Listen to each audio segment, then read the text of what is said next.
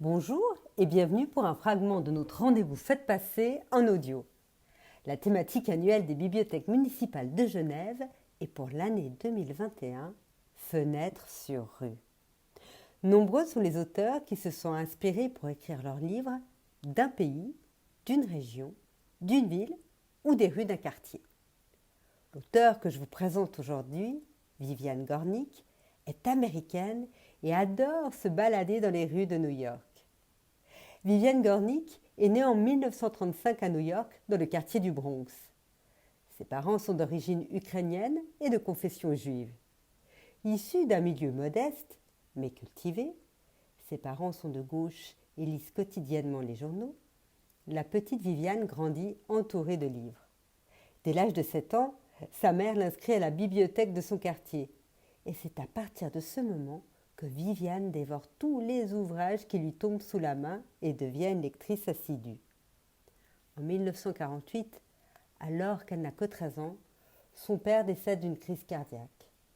Sa mère reste inconsolable et vit cette perte comme une tragédie grecque.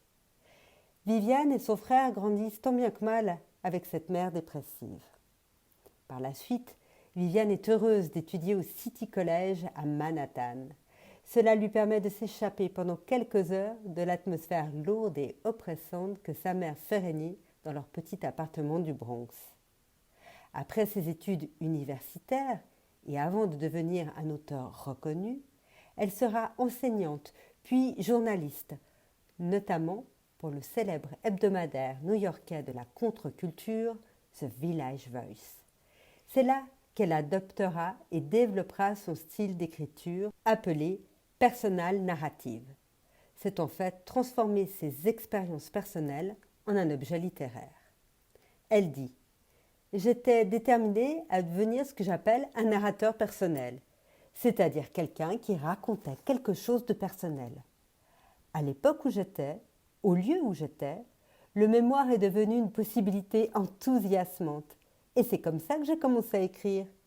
C'est à travers la non-fiction que j'ai découvert des techniques fictionnelles. » Beaucoup d'écrivains qui utilisent aussi ce style d'écriture vont l'inspirer. Il y a l'italienne, Natalia Ginzburg, Norman Mailer, Tom Wolfe. Au début des années 70, elle vient de divorcer de son deuxième mari.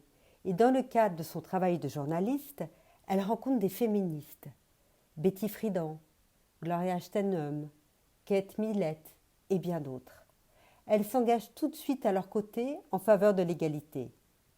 Elle écrit plusieurs articles ainsi que des essais féministes. Mais ce n'est qu'en 1987 que sort son premier roman autobiographique, Attachement féroce. Il faudra attendre presque 30 ans pour qu'il soit traduit en français. Dans ce livre, elle revient sur sa relation tumultueuse avec sa mère, avec qui elle a de nombreux échanges animés lors de leur grande balade dans les rues de New York. Ce récit se construit autour de courtes scénettes qui voyagent entre leurs souvenirs communs du passé et ce qu'elles vivent et ressentent au présent. Je vous lis un extrait. « Je n'ai pas de bonne relation avec ma mère, et à mesure que nos vies avancent, il semblerait que ça empire. Nous sommes toutes deux prisonnières d'un étroit tunnel intime, passionné et aliénant. Parfois, pendant plusieurs années, l'épuisement prédomine et il y a une sorte de trêve entre nous. Puis la colère ressurgit, brûlante et limpide, érotique tant elle force l'attention. » Dans ce livre, New York tient un rôle important. Ces balades dans ces rues animées, c'est comme une possibilité de faire diversion et de supporter la relation tendue qu'ont ces deux femmes. Elle écrit « Nous parcourons sans cesse ensemble les rues de New York. Nous habitons à présent toutes les deux dans le sud de Manhattan, à environ 1 kilomètre l'une de l'autre. Et le plus simple est de parcourir la distance à pied. Ma mère est une paysanne urbaine, et moi, je suis la fille de ma mère. Cette ville est notre élément. À chacune, il arrive tous les jours des aventures, avec des conducteurs de bus, des femmes chargées de sacs, des contrôleurs de tickets, des fous. Marcher fait ressortir ce qu'il y a de meilleur en nous. J'ai 45 ans et ma mère 77. Elle est solide et saine. Elle est capable de traverser Manhattan avec moi sans problème. Nous ne nous aimons pas beaucoup lors de ces promenades. Souvent, nous enrageons l'une contre l'autre. Malgré tout, nous marchons. Lors de ces balades, le partage de leurs souvenirs communs quand elles habitaient ensemble dans un petit appartement du Bronx est une source de joie. Viviane a énormément appris au contact des voisines de cet immeuble. Elle écrit : J'ai habité dans cet appartement entre l'âge de 6 et 21 ans. L'immeuble avait beau compter 20 logements, 4 par étage, je ne me rappelle que des femmes. Je n'ai presque aucun souvenir des hommes.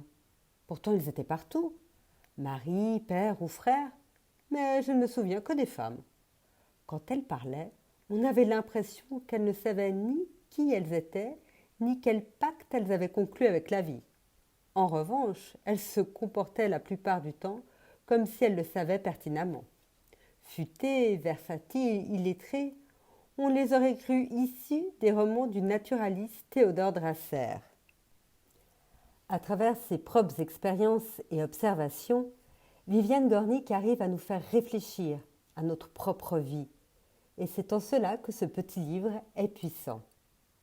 Dans son deuxième ouvrage, traduit en français, La femme à part, il s'est écoulé presque 30 ans depuis la publication d'Attachement féroce.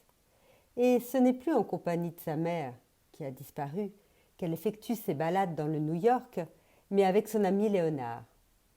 Quand elle écrit ce livre, Viviane Gornick a 80 ans et réfléchit, se retourne sur son passé et se questionne en toute franchise sur la femme qu'elle est devenue. Féministe, intellectuelle, solitaire, l'amour a tenu une place importante dans sa vie et elle analyse sa relation aux hommes, ainsi qu'à la lecture et à ses origines sociales. Elle nous décrit avec brio ces scènes de rue dont elle est une spectatrice friande et nous fait partager par là même son amour pour New York. Cette ville a l'énergie si particulière et qui a grandement contribué à la femme qu'elle est devenue. Viviane Gornick a aujourd'hui 84 ans et habite toujours New York. Ces 2 ouvrages sont disponibles sur le réseau des bibliothèques municipales. Très bonne lecture!